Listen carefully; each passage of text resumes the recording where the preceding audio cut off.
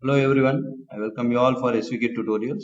So in this session, I will be solving the model question paper 2 of number 10A. Set up an analysis of variance table for the following per acre production data for 3 varieties of wheat, each grown on 4 plots, and state it the variety differences are significant at 5% significant level. So see here, you need to analyze whether this problem is on one-way ANOVA or two-way ANOVA.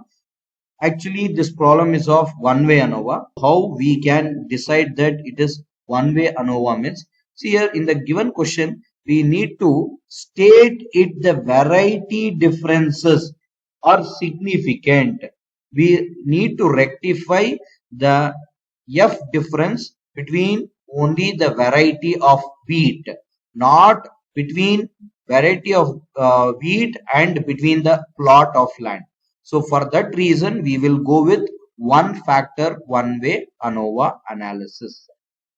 Okay, so we are analyzing only one factor analysis here. So if in case if they ask with difference between plot also, then you need to go with two-way ANOVA. So this is of one-way ANOVA. So this is what the given data they have given, provided the table here. So using this table, we will solve the problem. So I will leave this plot of land. So I will just consider, as I told, I will define first a null hypothesis as what? Mu1 equal to mu2 equal to mu3. So which is nothing but no significance level between the differences of wheat. So I have considered A, B, C, wheat A, wheat B, wheat C. So then I am going to find out the totals. So sum of all these values, so that is given by T, and sum of all that column, sum of all these values. So finally adding 24 plus 20 plus 16 will be equal to, this represents capital T value, capital T value.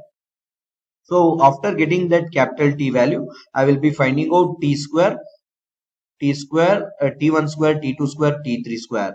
So I will represent this as T1 square, T2 square, T3 square. So then I will find out x1 square. Xi square is nothing but sums of squares of each observation. Sums of squares of each observation in along that column or along that row what we are observing. So it is given by, which is nothing but 6 square plus 7 square, 6 square plus 7 square plus 3 square plus 8 square. That is what called xi square. So we are going to get 158. Similarly, plus x2 square I am going to find out, plus x3 square. Totally I am going to get 332. That will be the summation of xi square.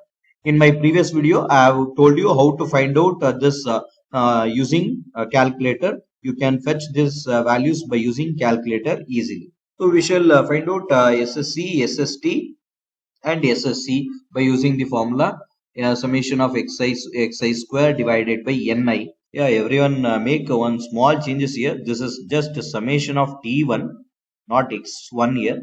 This is summation of T2, summation of T3. So this is just summation of T1 whole square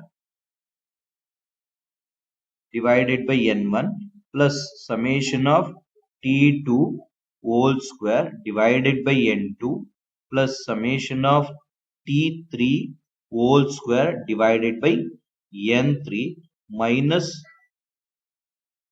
CF, correction factor. So now we know the value of summation of T1 square, that is this is what we have that value. So this is what the value T1 square, this is what T2 square, this is what T3 square.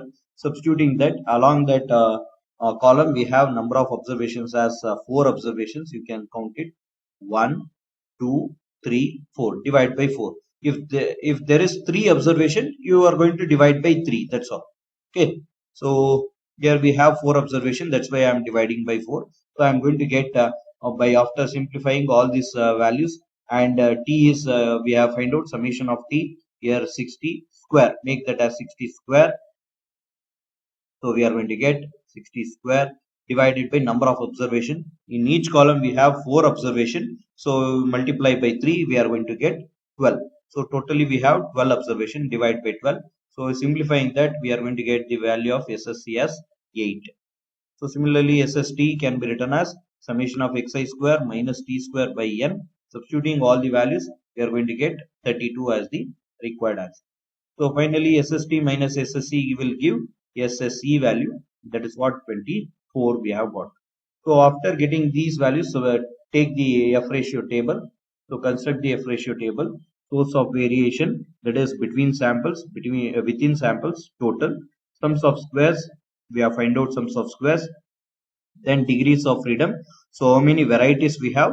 3 kinds of wheat we have. So that's why 3 minus 1, k minus 1 represents between samples degree of freedom. So within samples degree of freedom is given by number of observation minus the number of varieties. So 12 minus 3 will be equal to 9. So this can be considered, or you can leave, nothing to worry. If you find out n minus 1 is also good. If you don't find out, it is also good. Then find out MSC, SSC divided by k minus 1, MSC, SSC divided by n minus k. So we get 2.67. So finally, here 4 is greater. That's why MSC is kept in numerator divided by MSC. Simplifying that, we are going to get 1.49. So in F ratio table, we have the value, so we can make use of these values by finding the degree of freedom. F of 2 comma 9 at 5% is given by 4.26, so which is less than the whatever the value we got. Therefore we can say that thus the hypothesis is accepted at 5% level of significance. Now my aim is to take you to the handbook session. So using handbook, how to solve this problem. See here, this is what the F ratio table given in the page number 29. You can refer page number 29 in the handbook. So there they have given between samples, within samples, all those things. You no need of remembering the formula. You need to know how to solve the problem. You'll get all the values here. So instead of C, I have taken K here. That's all. Instead of C, I have considered K minus 1. N minus K. That's all. That no more changes I have done in my problem. So you can consider this and solve the problem using this tabulation. So you can make use of this handbook for your examination. This is what x1 square. This is what I have considered in the formula. Instead of t1 square, summation of x1 square I have written there. You can make a change of it. That is t1 as I have represented there.